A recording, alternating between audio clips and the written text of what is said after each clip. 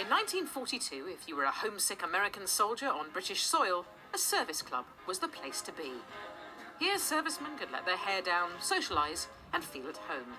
And the key to the success of the whole evening was the good old American donut. So the idea started in the First World War. The Salvation Army decided to give the American soldiers a taste of home and boost their morale, so they decided to make them donuts. The idea was such a success that the American Red Cross made it central to their entertaining of the troops in the Second World War.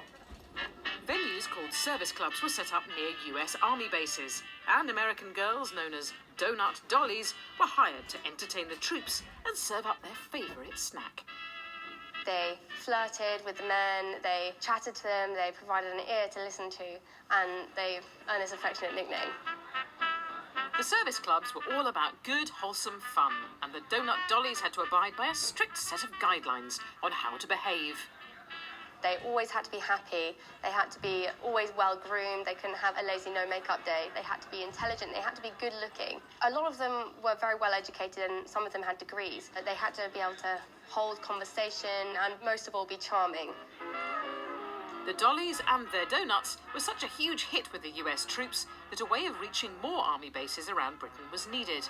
Old Green Line buses were transformed into clubmobiles, a service club on wheels. Run by the Dollies, they dispensed donuts by the truckload.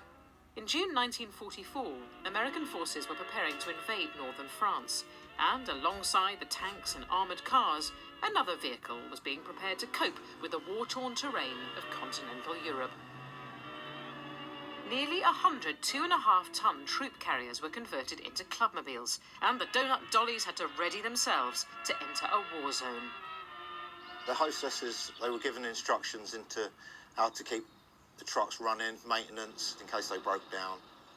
In the layout of the clubmobile, it was a giant donut machine, so everything was fresh, being served up. The donuts weren't your supermarket donut that you get nowadays.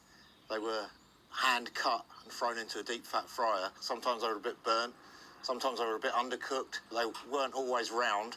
You were lucky if you got a hole in the middle. But the GIs didn't mind their donuts a bit rough and ready, and the clubmobile convoy advanced right across Europe until victory was secured on May the 7th, 1945.